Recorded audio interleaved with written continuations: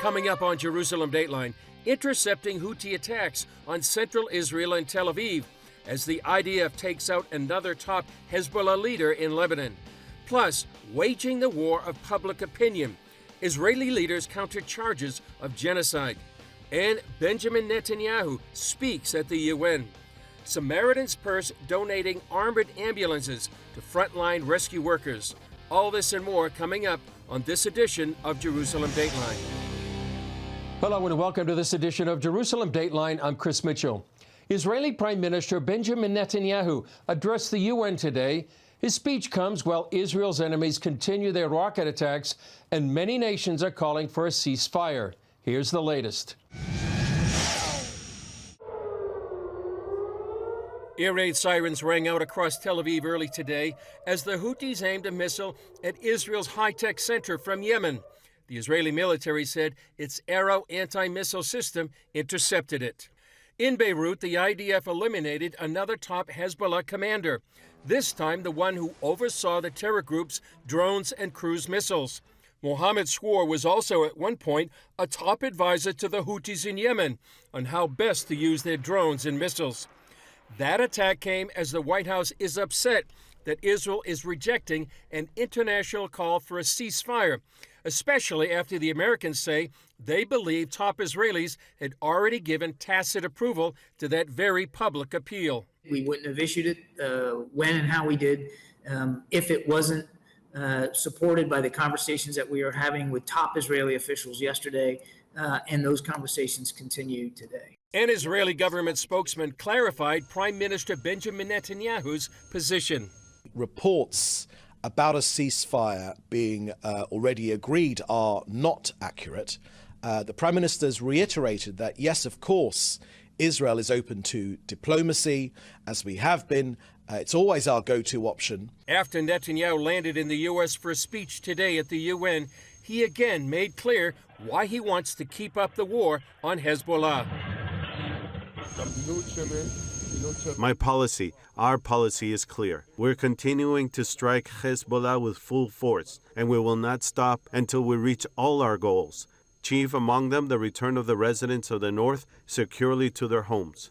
In his UN speech, Netanyahu is expected to argue that Israel's offensive attacks on Hezbollah and Hamas are a justified defense against those terror groups' war to wipe out Jews and the Jewish state.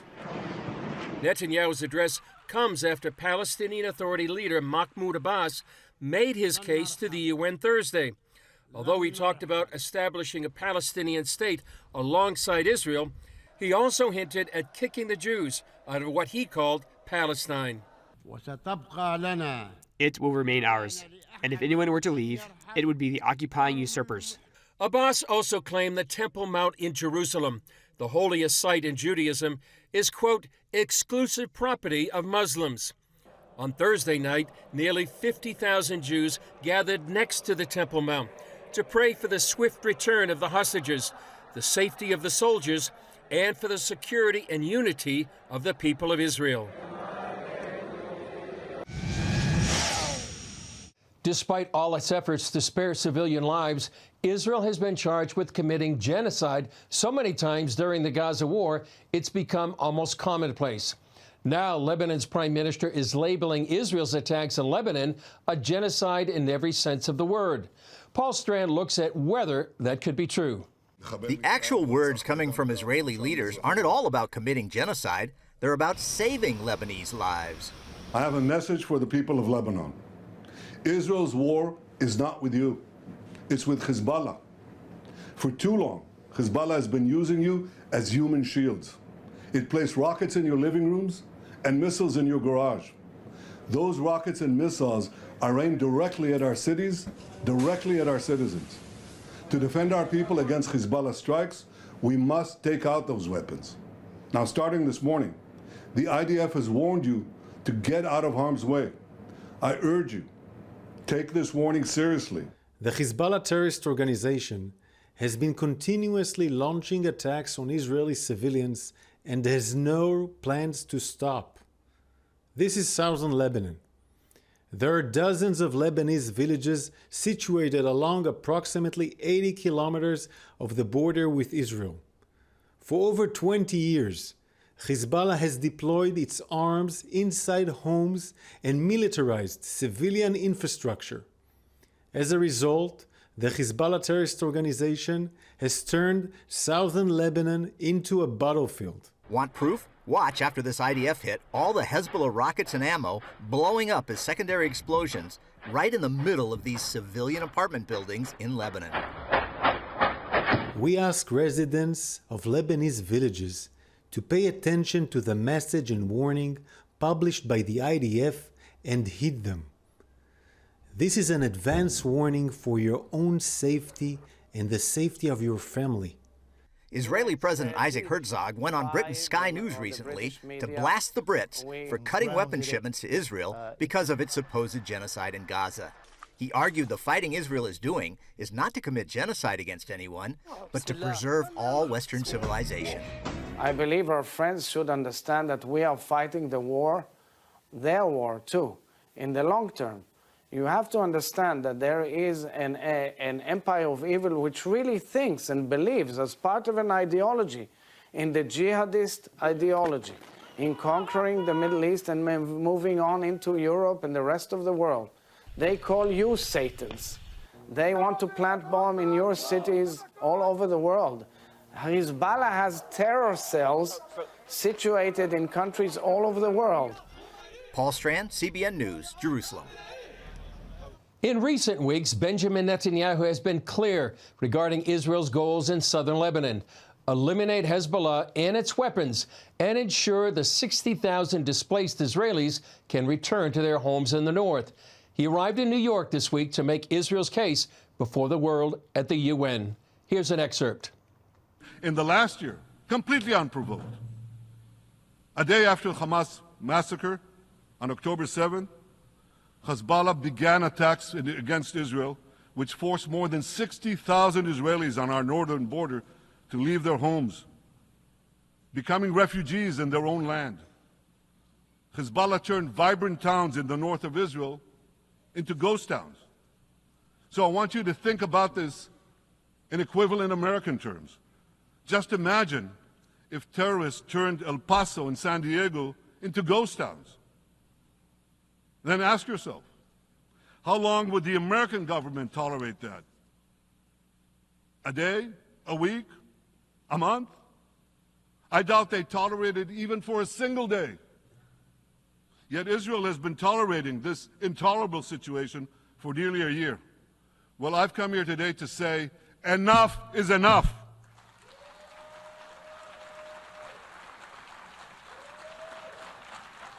We won't rest until our citizens can return safely to their homes. We will not accept a terror army perched on our northern border, able to perpetrate another October 7th-style massacre. For 18 years, Hezbollah brazenly refused to implement UN Security Council Resolution 1701, which requires it to move its forces away from our borders. Instead, Hezbollah moved right up to our border. They secretly dug terror tunnels to infiltrate our communities and indiscriminately fired thousands of rockets into our towns and villages. They fire these rockets and missiles not from military sites, not from that. They do that too. But they fire those rockets and missiles after they place them in schools, in hospitals, in apartment buildings, and in the private homes of the citizens of Lebanon. They endanger their own people. They put a missile in every kitchen, a rocket in every garage.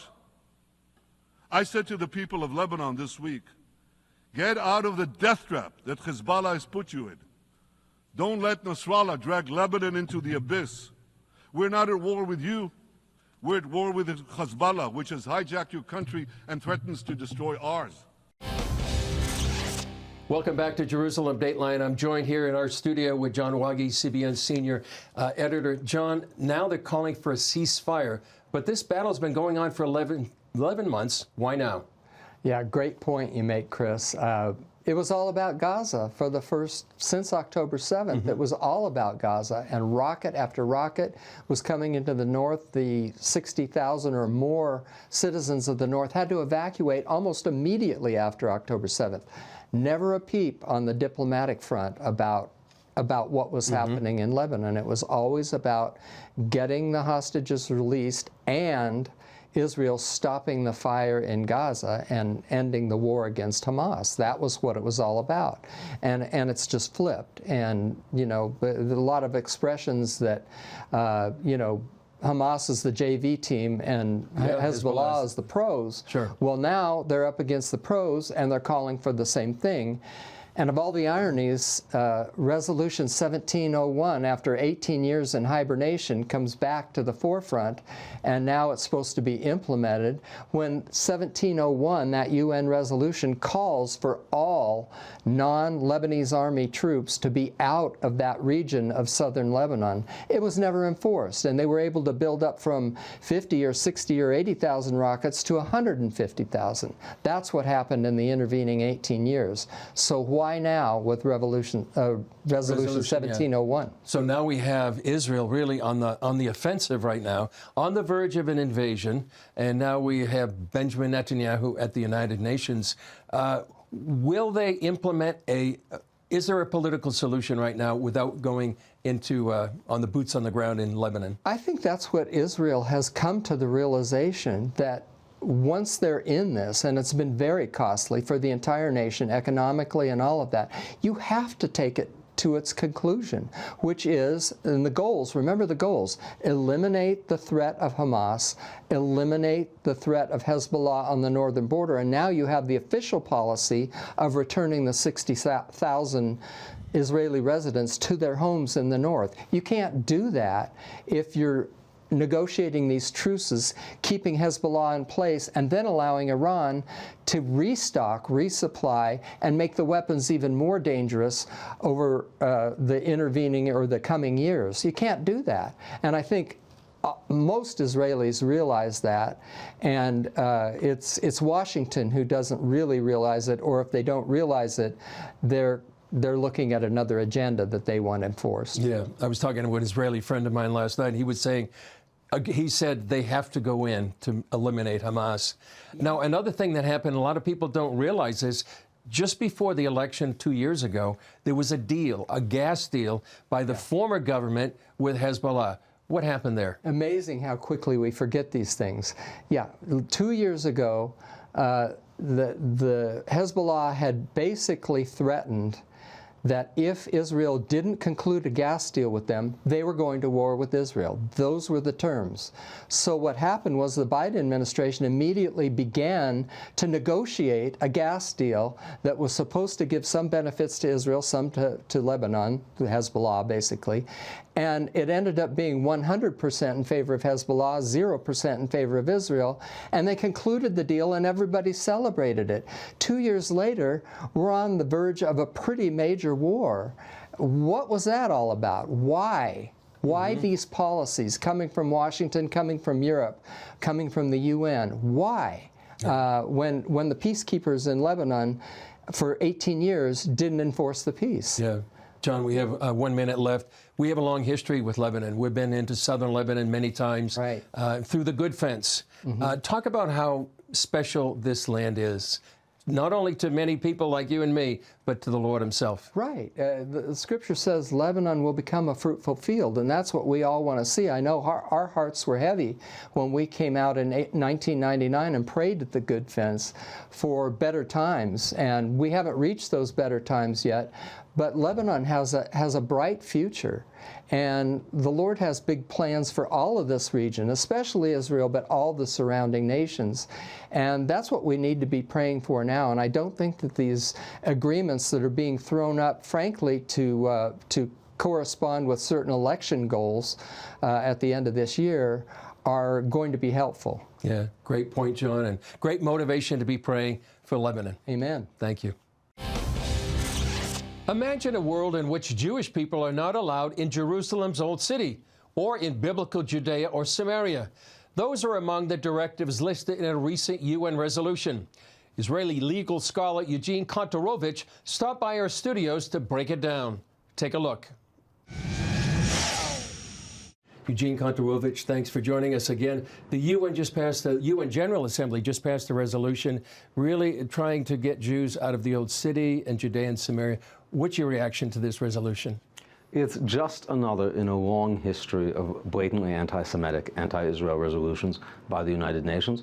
There's really nothing new here. I can say 1975, the year I was born, the United Nations voted that the very idea of the Jewish state is racist, colonialist, and bad. So there's nothing new here, but it's a tactic to increase diplomatic pressure on Israel. And the idea is that in a year, when Jews are still living in Judea and Samaria, Israel has no intention of removing them, it creates another window to beat up on Israel, and they're hoping there's going to be an administration in the White House that's ready to take stronger measures and to use this non-binding, legally irrelevant resolution as a cover, as an excuse. And I gotta say, you know, the United Nations is supposed to stand for human rights, decency. Is there any other situation in the world where the United Nations passes a resolution saying a group of people is not allowed to live in an area? And that's what they're doing. They're putting a no Jews sign on parts of the biblical Holy Land. And that's extraordinary and shocking, and I think it, you know, is yet another piece of evidence that it's time to revisit our relationship with the United Nations. I think it's also another piece of evidence that Hamas is being rewarded diplomatically for October 7th. The amount of diplomatic wins they have scored, even as they lose the war, since October 7th is extraordinary. They've gotten ICC investigations, ICJ cases, recognition of their state by many countries, these moves at the United Nations. All of this is teaching Islamic terrorists a lesson. You want the world on your side? Kill Jews. Is it unique that there was actually a time limit? They're saying in 12 months, or is that just a window to? It's a bit of a, it's like a gimmick, right? It's designed to so that like at the end of that they can say, look, time's up. Nothing actually happens, right? It's a non-binding resolution, but it's designed to create an atmosphere of pressure. Right. Eugene Kontorovich, thanks for joining us. Thank you so much. Great to be here. Nitzana Darshan-Leitner isn't on the battlefield, but she's waging war for Israel on a different front, in the courts of law. Her law center is suing an organization common on many U.S. college campuses, which she links directly to terrorist action on October 7th. As U.S. universities and colleges begin their fall semesters, SJP, Students for Justice in Palestine, is recruiting new members.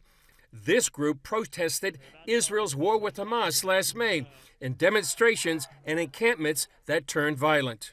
Attorney Nitzana Darshan-Leitner says the presence of SJB chapters indicates the anti-Israel sentiment prevalent on many U.S. college campuses.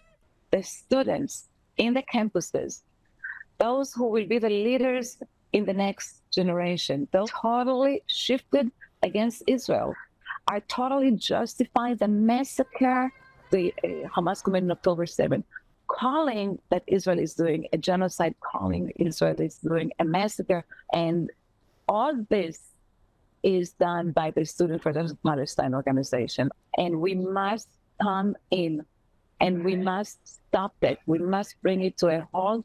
Otherwise, we are going to lose America as it is.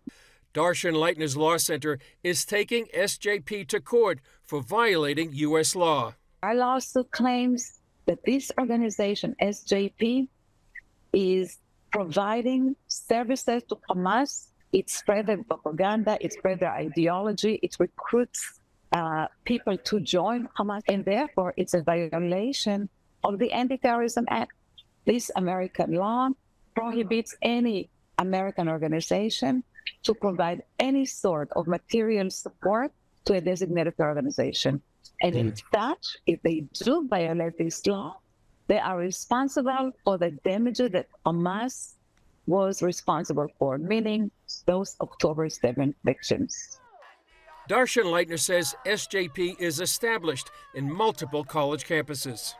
We have 200 people that we are serving the lawsuit with because we identify them as the leaders and the heads of student protection in Palestine in probably more than 20 campuses. The people that adopt the ideology of Hamas to destroy the Jewish state, to kill all the Jews, to eliminate the Zionist entity. For Darshan Leitner, the stakes have never been higher, and it fuels the work of her law center, which has also filed lawsuits against the International Criminal Court and UNRWA. If we really want to continue and live in this country, we are fighting for our survival, and we have to convince the world that we are right. Franklin Graham, the president of the humanitarian group Samaritan's Purse, came recently to Israel to dedicate 2 new armored ambulances and a center to Israel's emergency service system, Magen David Adom, or MDA. Speaking at Av Shalom near the Gaza border, he said he believes it will help restore what Hamas destroyed on October 7th.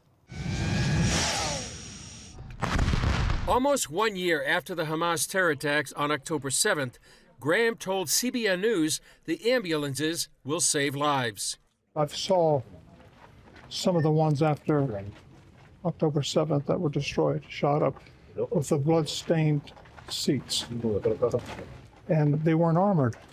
These are armored, and hopefully it will save the life next time there's something like this happens. So very important that we're very close to Gaza here, just a couple of kilometers.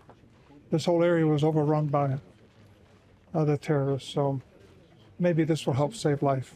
On October 7th, Hamas targeted ambulances so they could not save lives. This ambulance is dedicated to Israeli-American Hirsch Goldberg Poland, one of the most well-known hostages, who was tragically murdered recently by Hamas in an underground tunnel nearby in the Gaza Strip. The other ambulance was dedicated to the memory of Israeli-Americans Roy Adan and Smadar Moradon, murdered in their home in front of their children on October 7th. Graham made a surprise announcement when he said Samaritan's Purse will provide Magen David Adom with an additional 20 armored ambulances. In January, he dedicated 14 ambulances for a total of 42 ambulances to the MDA. Graham also helped lay the cornerstone for a new Magen David Adom station in Av Shalom. It's designed to increase the speed paramedics and EMTs can reach emergencies along the Gaza border. This is both a historical day and emotional day for Magen David Adom. It's historical because we are strengthening the resilience of Magen David Adom, directly strengthening the resilience of the people of Israel by dedicating a new station or groundbreaking for a new station and those bulletproof ambulances. And this is so important, especially in the events that are happening in Israel during the last year. Shecham says the help from Samaritan's Purse comes at an important time for Israel. And it's emotional because you see people coming from all around the world and supporting the people of Israel. Sometimes as Israelis, we feel that we are all alone in this world, that at the darkest time, all you have is your family and maybe your friends. And it's emotional because seeing Samaritan Purse coming for the 3rd time in 11 months. At October 7th, the Hamas terrorists shot at our ambulances, killed team members, wounded our team members. We deployed bulletproof ambulances that were stationed in Judea and Samaria down south in order to save lives. And these ambulances, a new, brand new bulletproof ambulance, is here to secure the life of Israelis and give resilience, hope, and give us the tool and the mean to better protect the people who live here or anywhere else in the country. MDA International spokesman Yonatan Yagodowski says the support of Christians for such a time as this is invaluable. Sure that I can actually describe it in words. It's in our heart and in their heart. The care of Israel, the care for the well-being of the Israelis, giving us, Magen David Adom, the ability to reach out a helping hand to anyone in need, in any place in Israel, is phenomenal. We know that there are people who care about Israel, deeply, deeply care and love Israel. and care about the people of Israel. It's people to people, it's heart to heart. Graham came with a message to the Israeli people. The world in which we are living is very, very dangerous. I believe it's going to get worse, not better. But our hope is in God. The psalmist said, some put their faith in chariots and horses, but the writer said, I put my faith in the Word of God. And that's where we need to put our faith and trust it. He says it's a critical time to stand with the Jewish people. These are God's people. Of all the nations of the earth, God chose the Jewish people. Why? We'll ask him when we get to heaven one day, but this is his people. And I think it's so important that we stand with them and love them and care for them. And this is a small thing that we can do. What a wonderful ministry and such a wonderful gift. Well, that's all for this edition of Jerusalem Dateline. Thanks for joining us. Remember, you can follow us on social media and CBN apps. And be sure to sign up for our email blasts so you can get information on breaking news. And please continue to pray for the peace of Jerusalem, for the safety of IDF soldiers and all those caught in harm's way, and for the return of all the hostages. I'm Chris Mitchell. We'll see you next time on Jerusalem Dateline.